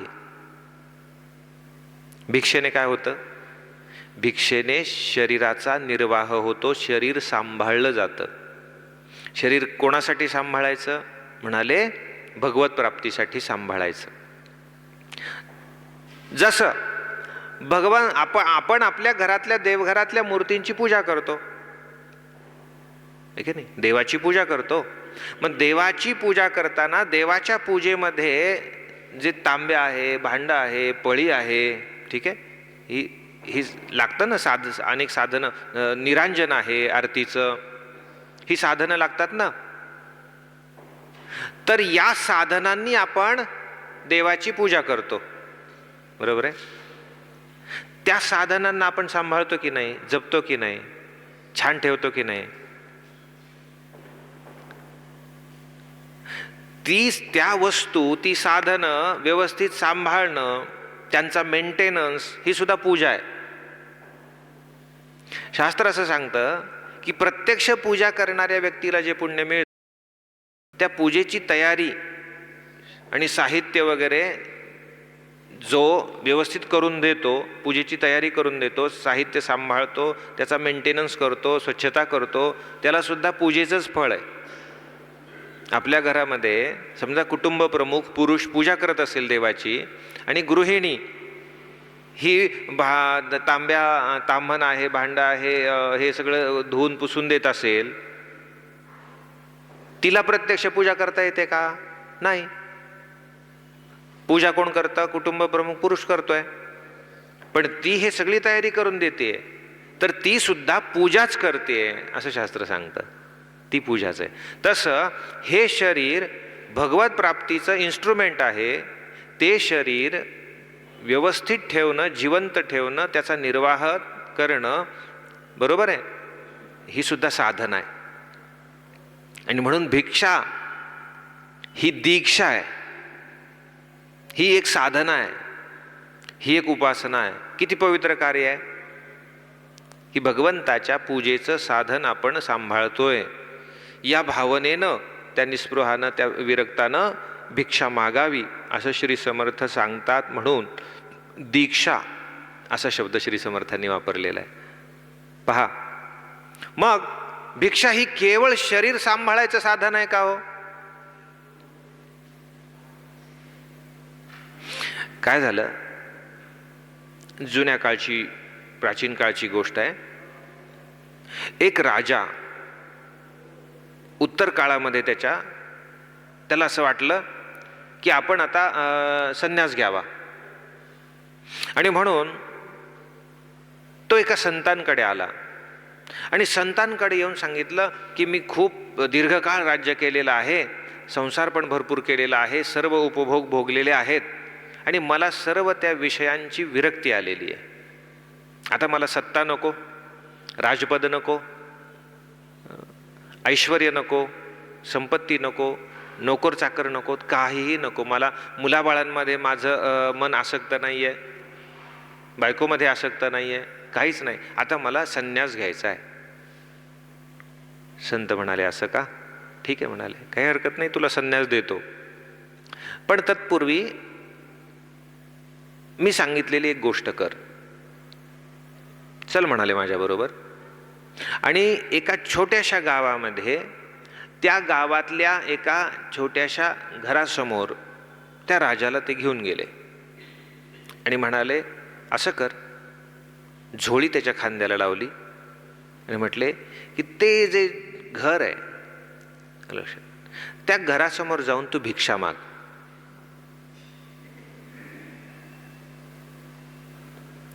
तो म्हणाला, त्याच घरासमोर का भिक्षा मागू? काही नाही म्हणाले, तुझ्या राजवाड्याच्या बाजूला जो तुझा मोठा घोड्याचा तबेला आहे, त्या घोड्याच्या तबेल्यामध्ये झाडू मारायचं काम करणारा जो स्वच्छता कर्मचारी आहे, त्या कर्मचाऱ्याचं ती छप्पर आहे, ते घर आहे, तिथे जाऊन भिक्षा माग. तो म्हणाला, मी त्याच्याकडे कशी भिक्षा मागू? म्हणजे माझ्या घोड्याच्या तबेल्यात झाडू मारणारा एक माणूस आणि त्याच्यासमोर जाऊन मी भिक्षा मागू? नाही, मला नाही जमणार. मग म्हटले, मग कशाचा संन्यास घेतो? कशाचा संन्यास? का? कारण तुझ्या अंतःकरणामध्ये अजूनही तो संस्कार शिल्लक आहे. मी राजा आहे आणि तो अत्यंत एक क्षुद्र असा कर्मचारी आहे, माझ्या घोड्याच्या तबेल्यामध्ये काम करणारा, ज्याचं मी कधी तोंड पाहिलं नाही. हा, आणि त्याच्यासमोर मी हात पसरू? माझ्या सत्तेवरती जगणारा, असे लक्षावधी लोक माझ्या सत्तेवर जगणार आहेत, त्याच्यासमोर जाऊन मी भीक मागायची, मी हात पसरायचा? नाही म्हटलं, मी नाही मागणार. बस म्हणाले. मग हे जमत नसेल तर तू संन्यास घेऊ नको. कारण राजपदाची आसक्ती नाही, बायकोची आसक्ती नाही, मुलांची आसक्ती नाही, हे म्हणणं सोपं आहे सगळं. पण राजपद आणि सिंहासन नाकारलं, पण मी राजा आहे, मी कुणीतरी विशेष आहे, हा संस्कार जो तुझ्या अंतःकरणावर आहे, तो संस्कार कुठे सोडायला तयार आहेस तू? आणि म्हणून नाही म्हणाले. आता भिक्षा ही केवळ शरीराच्या पोषणाचं साधन नाही, शरीर निर्वाहाचं साधन नाही, तर भिक्षा ही अहंकाराच्या विसर्जनाचं साधन आहे.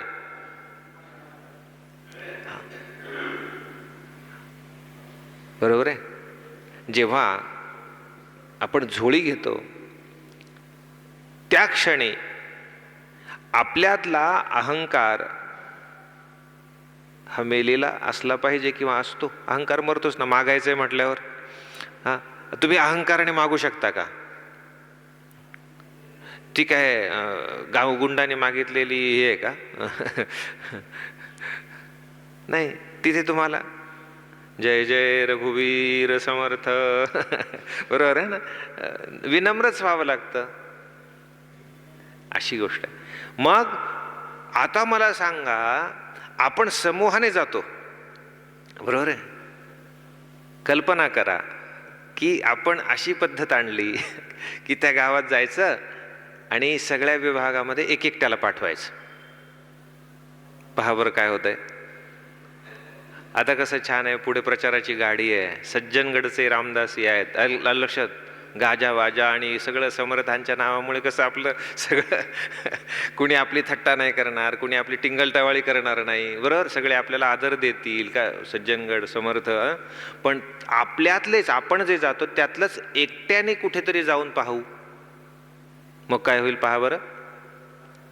कुणी तुच्छतेने पाहिल, बरोबर आहे, कुणी घालून पाडून काही काय बोलेल, बरोबर आहे, कुणी हाकलून देईल, एखादा टवाळखोर असेल तर तो आपली टवाळी करेल, काहीही होऊ शकेल.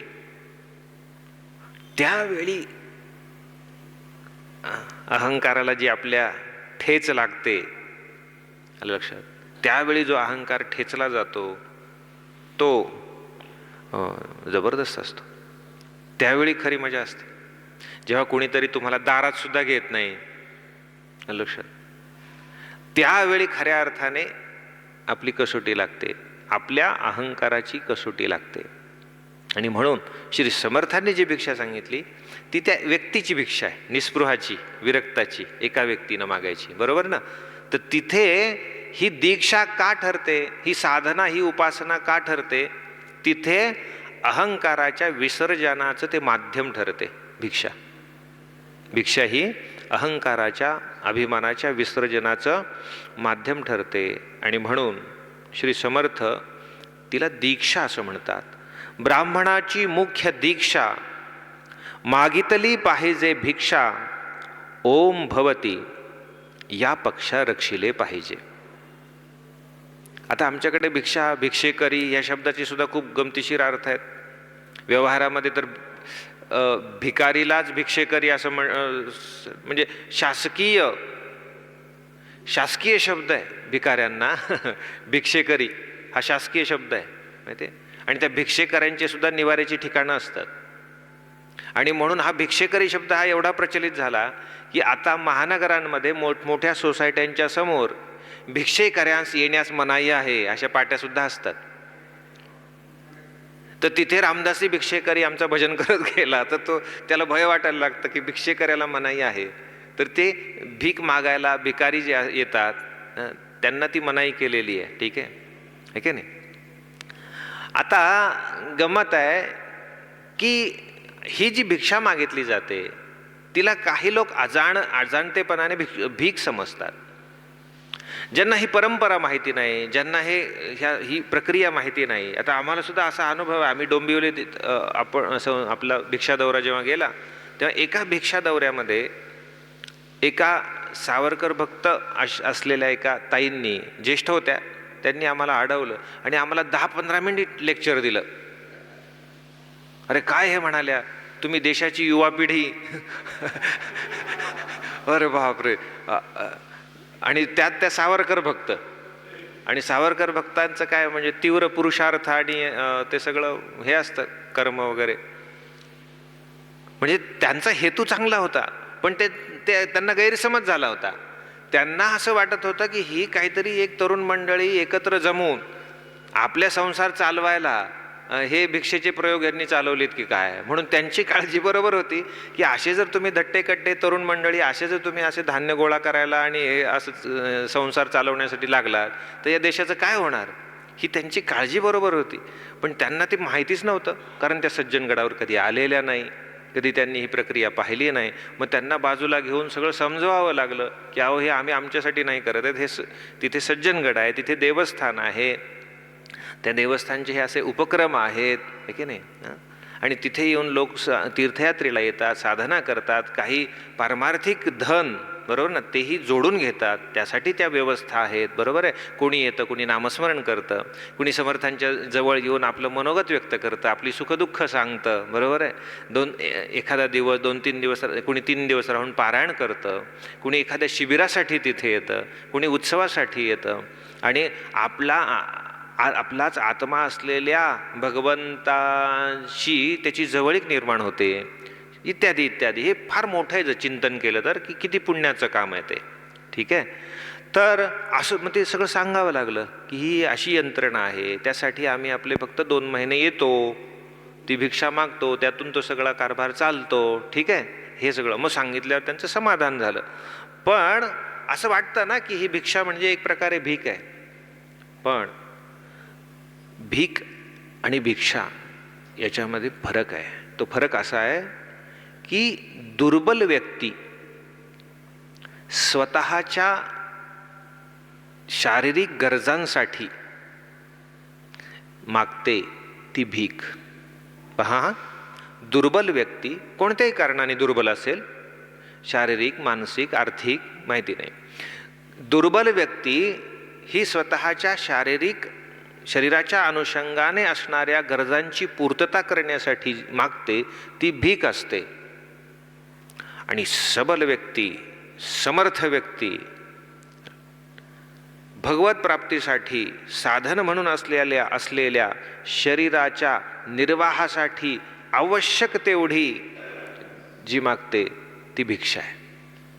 समर्थ व्यक्ती, बरं का. आणि आपल्याकडे श्री समर्थांनी सुद्धा किती सुंदर सांगितलं. समर्थ समर्थ समर्थ म्हणजे सर्वात मोठा समर्थ तर भगवान आहे ना. श्री समर्थांनी त्याचे दाखलेच दिलेत. दत्त गोरक्ष आदी करुणी सिद्ध भिक्षा मागती जनी. त्यातून काय होतं, निस्पृहता भिक्षेपासून प्रगट होय. योगेश्वर महादेव श्री समर्थ म्हणतात, महादेवांसारखा कोणी मोठा योगी आहे का हो? आदी योगी आहेत ना महादेव, बरोबर आहे. आदिनाथ, आदी योगी असं महादेवाला म्हटलं जातं. असंख्य प्रकारच्या सिद्धी त्यांच्या पायाशी लोळण घेतात. श्री समर्थ म्हणतात, अष्टमा सिद्धीची उपेक्षा करून घेतली योग दीक्षा, घरोघरी मागे भिक्षा महादेव. महादेवासारखं कोणी समर्थ आहे? ते महादेव सुद्धा झोळी घेऊन भिक्षा करतात. ही भिक्षा ही समर्थ व्यक्तीने साधना म्हणून मागायची आहे.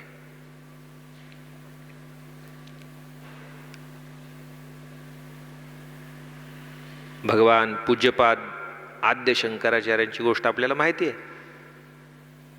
ते नित्य भिक्षा करीत असत. एके दिवशी भिक्षा मागायला एका वयोवृद्ध स्त्रीच्या, एकटीच राहत होती, झोपडी समोर गेले. अत्यंत जर्जर झालेली ती, प्रचंड दैन्य तिच्या, कोणीच नव्हतं कमावतं, एकटीच होती.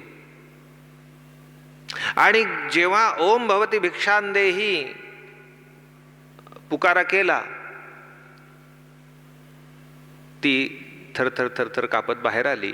तिने पाहिलं संन्यासी अंगणामध्ये उभा आहे आणि भिक्षा मागायला आलेला आहे, परंतु घरामध्ये काहीही नाही भिक्षा द्यायला, काहीही नाही. अक्षरशः तिने वाळलेले आवळे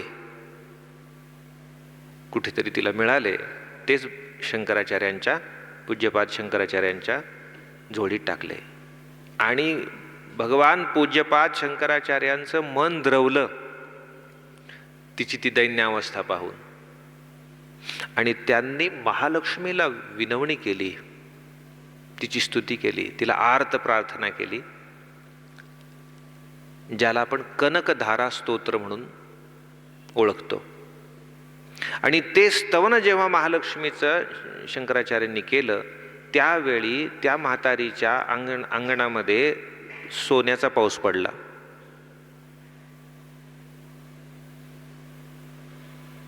आता एवढे समर्थ असणारे शंकराचार्य की ज्यांनी केवळ महालक्ष्मीची प्रार्थना केली, विनवणी केली, त्या म्हातारीची दया येऊन तिथे सोन्याचा पाऊस महालक्ष्मीने पाडला, ते शंकराचार्य का बरं नित्य भिक्षा मागत असतील?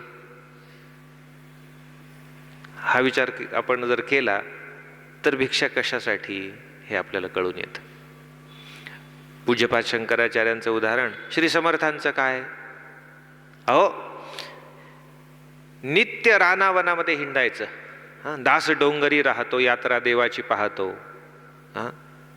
घडीमध्ये राहा, गुहांमध्ये राहा, डोंगरात फिर.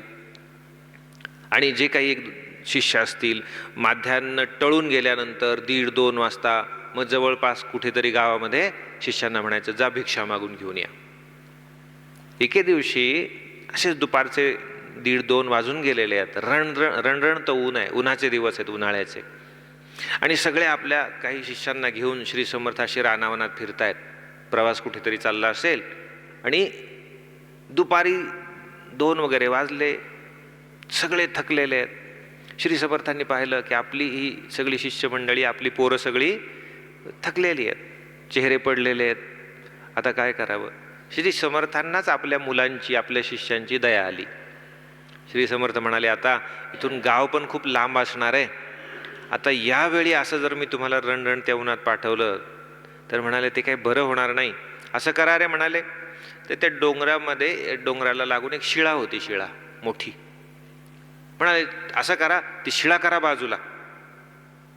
आणि मोठा तो पाषाण, ती शिळा जी आहे ती श्री समर्थांनी बाजूला करायला लावली. शिष्यांना सगळ्यांनी मिळून केली आणि तिथे छान पंचपक्वान्नाची पातेली तयार होती.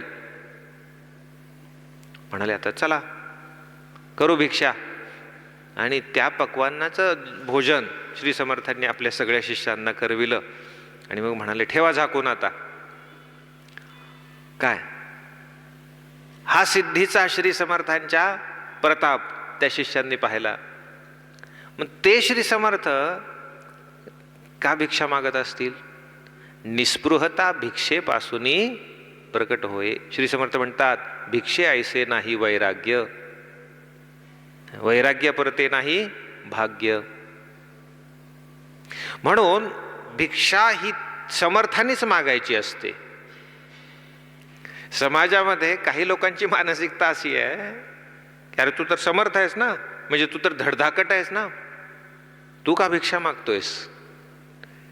म्हणजे असं डोक्यात असतं की जो दुर्बल आहे त्यानेच भिक्षा मागावी.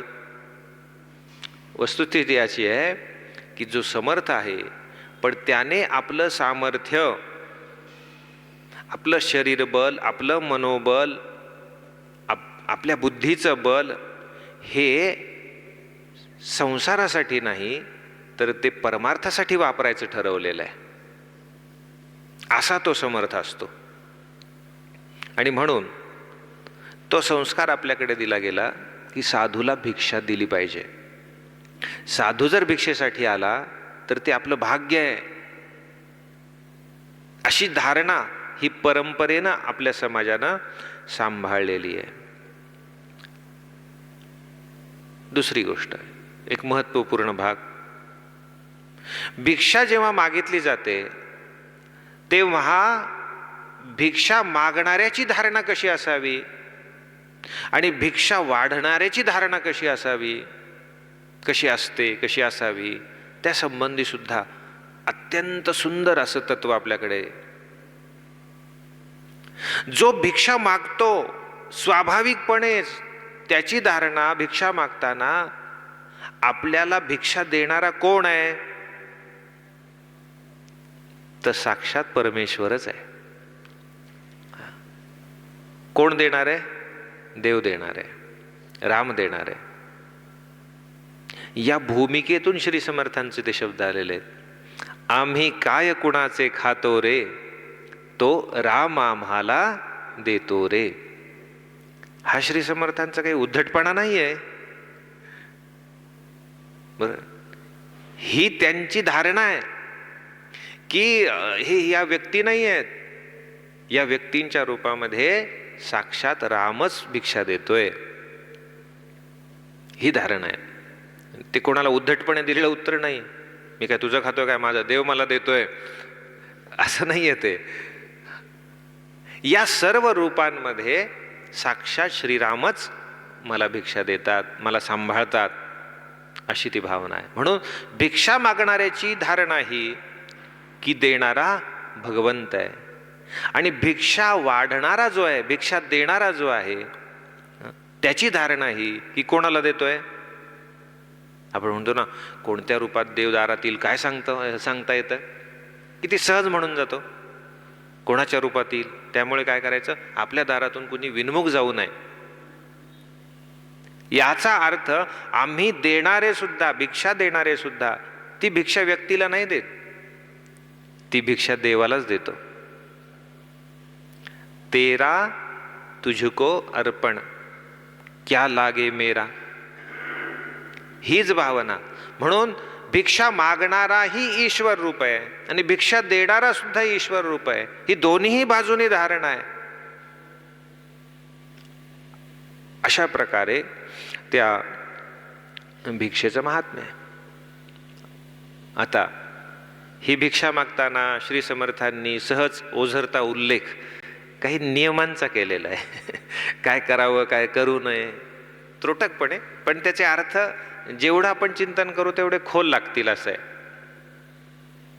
म्हणाले, भिक्षा मागता किरको नये. त्या ठिकाणी आपल्या वृत्तीवर नियंत्रण हवं. किरको नयेचा मग काय करावं, तर म्हणाले मृद वाग विलास करणे परमसौख्यकारी. आपली वाणी भिक्षा मागताना कशी असावी, म्हणाले मृदू असावी, ती उद्धट असू नये. लक्षात, मनाविरुद्ध काही होत असेल, घडत असेल तर चिडून जाऊ नये, चिडचिड करू नये. आलं लक्षात. शांत, सौम्य आणि मृदू आपलं बोलणं, आपलं चालणं, वागणं, बोलणं असं भिक्षेमध्ये असावं. ती झोळी खांद्यावर आली की ती जाणीव आपल्याला श्री समर्थांच्या कृपेनं ती असावी. म्हणाले भिक्षा मागता किरको नये. या किरको नयेचा अजून सुद्धा एक भाव निघू शकतो. जेव्हा एखादा भिकारी आपल्या दारात येतो ना आणि त्या घरातून, त्या बंगल्यातून बाहेर यावं त्या घरातल्या व्यक्तीने, म्हणून जी एक आर्त अशी हाक असते पहा, लक्षात ना, त्या आर्त हाकेमध्ये एक प्रकारची थोडीशी लाचारी सुद्धा असते. लक्षात, किती आतल्या माणसाला हेलावून टाकते, त्याला बाहेर यायला भाग पाडते. ए माई वाढ ना ग, आली का, असे एकदम बेंबीचे देठापासून असतं ते. त्याच्यामध्ये एक थोडासा असे लाचारी पण असते, आर्तही असते आणि लाचारी असते. का हो, निस्पृहाने असं दारातून असं करावं का, असं करावं का? त्याने भिक्षा मागायची आहे, त्याने अहंकार विरहितही असायचं आहे, त्याने मृदूसुद्धा असायचं आहे, लक्षात. पण त्यांनी लाचार नसायला पाहिजे, लक्षात ना. म्हणून तुम्ही पहा, भिक्षा मागणाऱ्याने एखाद्याच्या दारामध्ये किती वेळ उभं राहावं याचा सुद्धा नियम आहे की नाही? 3 वेळा हाक आली, ओम भवती भिक्षां देही, ओम भवती भिक्षा. कारण द्यायलाच पाहिजे अशी अपेक्षा नाही आहे, हे लक्षात घ्या. भिकेमध्ये द्यायलाच पाहिजे, त्यांनी इथून मिळालंच पाहिजे ही अपेक्षा आहे. भिक्षेमध्ये ती अपेक्षा नाही आहे की द्यायलाच पाहिजे, मिळालंच पाहिजे.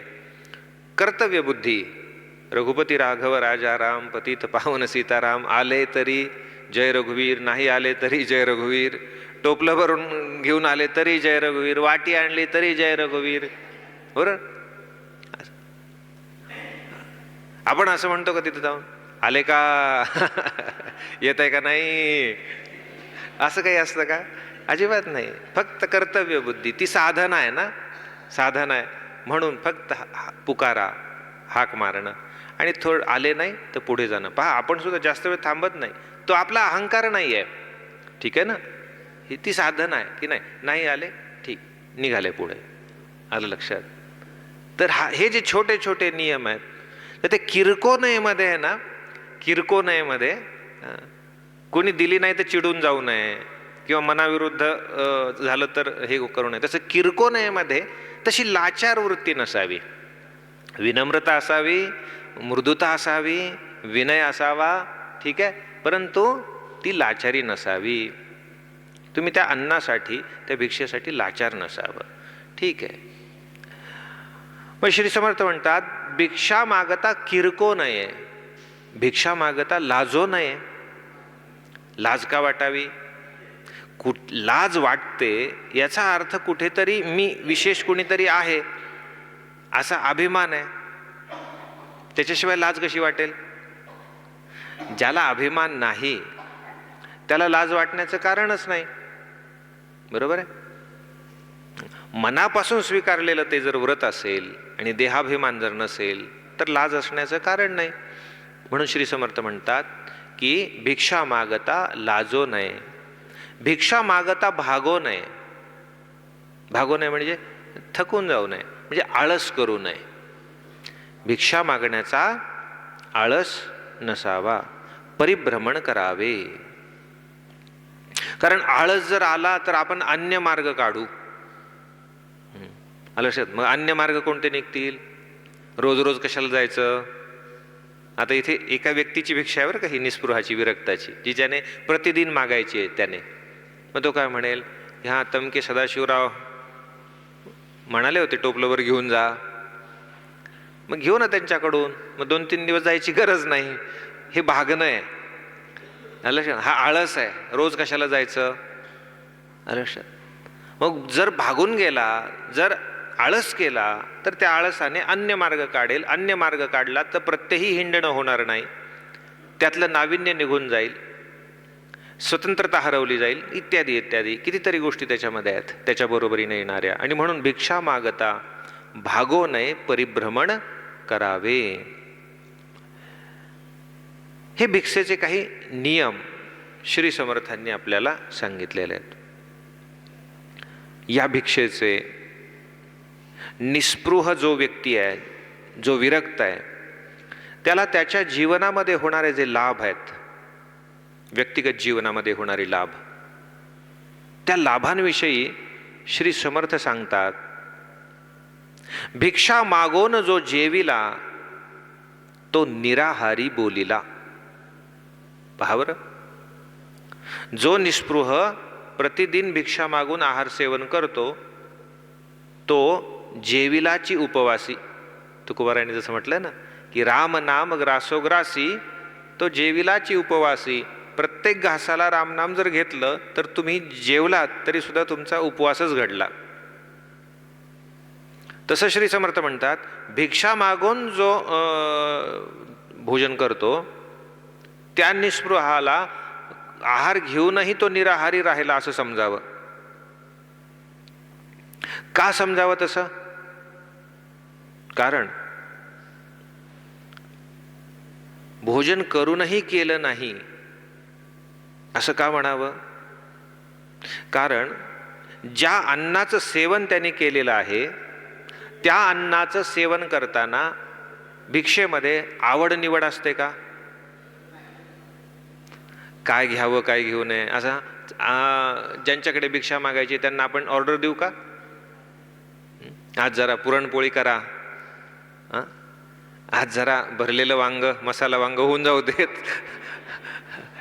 आपल्या जिभेचे चोचले तिथे आहेत का? आपली आवड निवड आहे का? बरं, काय मिळणार आहे माहिती नाही, कसं मिळणार आहे माहिती नाही, जायचं भिक्षांदेही म्हणायचं आणि जे येईल जसं येईल तसं स्वीकारायचं. तिथे तुमच्या जिभेचा काही चॉईस नाही, रसनेचा चॉईस नाही. बरोबर आहे. म्हणून मग रागद्वेष पण नाही, जे आहे ते स्वीकारलेलं आहे. त्या अन्नाबद्दल रागद्वेष नाही, आवड निवड नाही आणि म्हणून त्याच्यामध्ये तशा प्रकारची आसक्ती नाही. लक्षात. पुन्हा तो प्रसाद आहे, रामरायाने दिलेली ती भिक्षा आहे, तो प्रसाद आहे आणि म्हणून त्याचं कर्तेपणही नाही त्या अन्नाचं आणि त्यामुळे खाऊनही न खाल्ल्यासारखा आहे. तो निराहारी बोलिला. याचा अर्थ हा एक त्याला लाभ आहे. दुसरा लाभ असा आहे, श्री समर्थ म्हणतात की तो प्रतिग्रह वेगळा झाला भिक्षा मागता. प्रतिदिन भिक्षा मागितल्यामुळे त्याला संग्रह करण्याची आवश्यकता नाही आणि संग्रह करण्याची आवश्यकता नाही त्यामुळे तो लोभापासून सुद्धा दूर राहतो. पहा बरं, संग्रह करण्याची आवश्यकता नाही म्हणून लोभापासून दूर राहतो. कारण लोभ कशाने वाढतो? संग्रहाने वाढतो.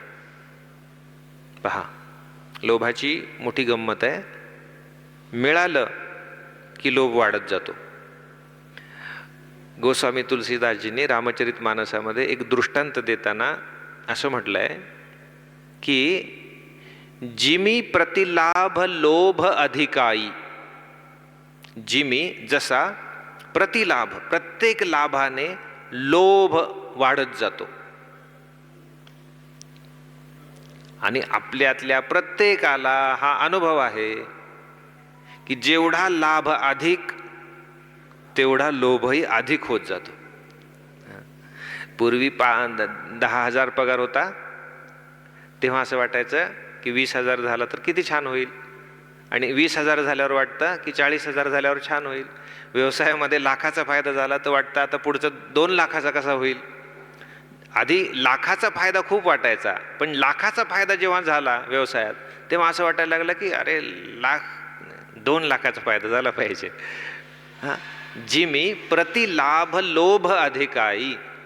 मग संग्रह जेवढा अधिक होत जातो तेवढा लोभ अधिक वाढत जातो आणि भिक्षेमुळे निस्पृहाला संग्रहाची आवश्यकता राहत नाही आणि म्हणून तो लोभापासून दूर राहतो. श्री समर्थ म्हणतात त्या निस्पृहाला आणखी एक लाभ आहे. भिक्षा म्हणजे निर्भय स्थिती. उद्या कसं होईल, आज जे जवळ आहे ते टिकेल का, ते माझ्यापासून दूर जाईल का, ते माझं कसं होईल काय होईल भानगडच त्याला नसते. निर्भय असतो तो. भिक्षा म्हणजे निर्भय स्थिती आणि म्हणून भिक्षेने प्रगटे महंती स्वतंत्रता ईश्वर प्राप्ती भिक्षा गुणे. खरोखरच भगवत प्राप्ती ज्याला करायची आहे त्या साधकाने स्वतंत्र असणं फार महत्वाचं असतं. स्वतंत्र असणं म्हणजे जी साधना करायची आहे ती साधना करण्यासाठी त्याला स्वातंत्र्य असलं पाहिजे. साधना करण्यासाठी तो जर अन्यांच्या ह्याच्यात पराधीनपणा जर त्याने स्वीकारला तर त्याला साधनेत तडजोड करावी लागते. व्यक्ती किंवा संस्था अन्य कोणाची पराधीनता जर त्याने स्वीकारली तर निश्चितपणे त्याला तडजोड करावी लागते आणि त्या तडजोडीत साधन पुरेसं होत नाही, आवश्यक तसं होत नाही. आणि म्हणून स्वतंत्रता त्या निस्पृहाला भिक्षेमुळे शक्य होते. असा निस्पृहाचा वैयक्तिक लाभ आहे. पण श्री समर्थ या भिक्षेला आणखी एका वेगळ्या उंचीवर घेऊन जातात की हा जसा निस्पृहाचा व्यक्तिगत लाभ आहे, तसा या भिक्षेचा काही सामाजिक किंवा राष्ट्रीय उपयोग आहे का, राष्ट्रीय लाभ आहे का? तर म्हणाले, असे निस्पृह जेव्हा भगवत प्राप्तीसाठी साधना करीत समाजामध्ये फिरत असतात आणि त्या निस्पृहांची संख्या पुरेशी असते, ते निस्पृह हे जसं आत्मभान सांभाळणारे असतात, तसंच ज्या भूमीमध्ये, ज्या राष्ट्रामध्ये, ज्या समाजामध्ये आपण राहतो, त्या राष्ट्राचं त्या समाजाचं सुद्धा हिताचं चिंतन करणारे असतात. जसे ते आत्मचिंतन करणारे असतात, तसं राष्ट्रहिताचं आणि समाजहिताचं सुद्धा चिंतन करणारे ते असतात. कारण त्यांच्यासाठी त्यांचा राम हा कसा झालेला असतो, सर्व लोकांमध्ये निवास करणारा झालेला असतो. आणि म्हणून त्या समाजाचं हित करणं हे सुद्धा रामरायाची पूजा आहे, अशी त्या निस्पृहाची धारणा असते. आणि म्हणून राष्ट्रहित, समाजहित सांभाळणं हे सुद्धा निस्पृहाला भिक्षेतून शक्य होतं. श्री समर्थ म्हणतात की भिक्षेने ओळखी होती, भिक्षेने भरम चुकती, सामान्य भिक्षा मान्य करती सकळ प्राणी. भिक्षेने सामान्यातल्या सामान्य मनुष्याशी संपर्क होतो, सामान्यातल्या सामान्य मनुष्याशी संवाद होतो, त्याच्या भावना, त्याच्या गरजा, त्याच्या समस्या, त्याचे व्यक्तिगत कौटुंबिक सामाजिक प्रॉब्लेम्स, त्यावेळची त्या सामान्य लोकांची मनस्थिती, परिस्थिती, या सगळ्यांचं थेट आकलन होतं. ग्राउंड रियालिटी समजते. ग्रंथ वाचून समजणं वेगळं आणि ग्राउंडवर जाऊन प्रत्यक्ष याची देही याची डोळा ती रियालिटी अनुभवणं वेगळं. तो जो भिक्षेकरी असतो आणि पहा, जो भिक्षा मागतो ना, त्याला हे सगळा अनुभव असतो. एखाद्या घराच्या दारावर आणि अंगणावर नुसता कटाक्ष टाकला तरी त्या घरात राहणारी माणसं कशी आहेत हे कळतं. एवढी ती नजर त्याची मरते. आपण म्हणतो ना, नजर मेली त्याची आता, तेवढी चाणाक्ष नजर त्याची होते. एवढी लोक नजरेसमोर पाहून पाहून पाहून एखाद्या व्यक्तीच्या केवळ देहबोलीवरून कळतं की हा चाणाक्ष आहे का, हा वेंधळा आहे, हा सश्रद्धा आहे की अश्रद्धा आहे, काय हा सुखी आहे की हा दुःखी आहे. नुसतं एक नजर जरी टाकली का, कारण पाहून पाहून पाहून अनेक प्रकारची माणसं पाहून तो अभ्यास एवढा होतो. म्हणून श्री समर्थ म्हणतात की त्या भिक्षेकऱ्याला, तो जो निस्पृह विरक्त जो भिक्षा मागतोय, त्याला समाजातली ग्राउंड रियालिटी कळते, समाजातलं वास्तव कळतं. ते केवळ पुस्तकातून कळत नाही, ते केवळ मोठ्या विचारवंतांच्या कल्पनांमधून आणि पुस्तकी आडाख्यांमधून कळत नाही, ते थेट असतं.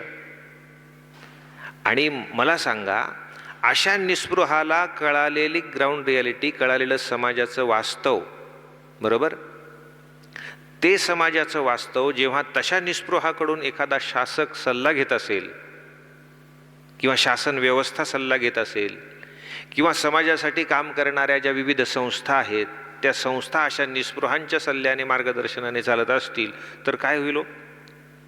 कल्पना करा. श्री समर्थांनी असे निस्पृह त्या राजकारणाशी सुद्धा जोडले होते, समाजकारणासाठी सुद्धा जोडले होते. आणि श्री समर्थांच्या काळामध्ये तसा अलौकिक राजा सुद्धा होता. आलं लक्षात? जो साधू संतांच्या मार्गदर्शनाखाली पुत्रवत प्रजेचं पालन करणारा होता, ते म्हणजे श्रीमंत योगी छत्रपती श्री शिवाजी महाराज. म्हणून जसं रामराज्य तसं शिवस्वराज्य, हिंदवी स्वराज्य असं आपण म्हणतो. मुद्दा काय आहे? श्री समर्थ म्हणतात की भिक्षेने ओळखी होती, भिक्षेने भरम चुकती. पुढे त्याही पुढे जाऊन असा जो कोणी निस्पृह आहे ज्याला भिक्षा मागण्याचा अभ्यास आहे, श्री समर्थ म्हणतात की त्याला, मला सांगा, आपण आपल्यासारखा एखादा सामान्य संसारिक प्रापंचिक मनुष्य आहे हां, आणि त्याला उचललं आणि त्याला म्हटलं जा पंजाबमध्ये जाऊन प्रचार कर, तो आधी म्हणेल माझी व्यवस्था, हां, मी राहायचं कुठे, माझ्या अन्नाची व्यवस्था काय, बरोबर, परदेशात जायचं, विदेशात जायचं, परप्रांतात जायचं असं तो म्हणेल, बरोबर आहे. आता या उलट एखादा निस्पृह आहे की जो त्या भिक्षेवर जगतोय, त्याला म्हणा की जा अमुक ठिकाणी, तो म्हणेल हो चला. का? श्री समर्थ म्हणतात अखंड भिक्षेचा अभ्यास तयास वाटेना परदेश, जिकडे तिकडे स्वदेश भुवनत्रयी, जिकडे तिकडे स्वदेश भुवनत्रयी. त्याला माहिती आहे की एक वेळचा घास तर आपल्याला 100% कुठेही मिळणार आहे, ह्या पलीकडे त्याच्या गरजा काय. असे प्रचारक श्री समर्थांनी निर्माण केलेले होते आणि ते वेगवेगळ्या प्रांतांमध्ये पाठवलेले होते लक्षात. आणि हे श्री समर्थ अनुभवाचं बोलतात. भिक्षेचा सामाजिक किंवा राष्ट्रीय लाभ काय या लक्षात. आजही व्यवस्था बदलल्या, संस्था बदलल्या, अलग लक्षात, पण जर कोणाला कधी राष्ट्रहित किंवा समाजाचं हित पाहायचं असेल तर हीच व्यवस्था बदलत्या काळानुसार त्याची मांडणी पण व्यवस्था हीच, सूत्र हीच अशी करावी लागते की नाही, करावी लागेल की नाही. राष्ट्रीय स्वयंसेवक संघाच्या माध्यमातून अशा पद्धतीचीच व्यवस्था दिली गेली ना समाजाला, आणि त्यातून पुन्हा भारताचं आणि धर्माचं पुनरुत्थान करण्याचा यशस्वी प्रयत्न हा परमपूज्य डॉक्टर हेडगेवारांनी केला की नाही, 100%. आणि म्हणून श्री समर्थ म्हणतात ऐसी भिक्षेची स्थिती अल्प बोलिलो यथामती, भिक्षा वाचवी विपत्ती होणार काळी. का? कारण त्या भिक्षेकऱ्याला, त्या निस्पृहाला, त्या विरक्ताला हे सगळं सामाजिक भान आहे, आणि म्हणून पुढे काय होणार आहे, कुठल्या दिशेने समाज चाललेला आहे, बरोबर आहे, संभाव्य संकट काय आहेत, संभाव्य आपत्ती काय आहेत राष्ट्रासमोरच्या, याचं भान त्याला असणार. आणि म्हणून ती संभाव्य आपत्ती भिक्षा वाचवी विपत्ती होणार काळी, म्हणजे भविष्यामध्ये येणारी संभाव्य संकट जी आहेत त्या संकटांपासून ही भिक्षा समाजाला आणि राष्ट्राला वाचवू शकते. अशा पद्धतीचा एक उदात्त दृष्टिकोन श्री समर्थांनी या भिक्षेचा आपल्याला दिला, आणि श्री समर्थांनी या भिक्षेचं महात्म्य आपल्याला सांगितलं. ही सेवा या ठिकाणी श्री समर्थांच्या चरणी अर्पण करून आपण थांबूया. जय जय रघुवीर समर्थ. उपासनेला दृढ चालवावे, भूदेव संतांसी सदा लवावे, सत्कर्मयोगे वय घालवावे, सर्वामुखी मंगल बोलवावे. जय जय रघुवीर समर्थ. श्री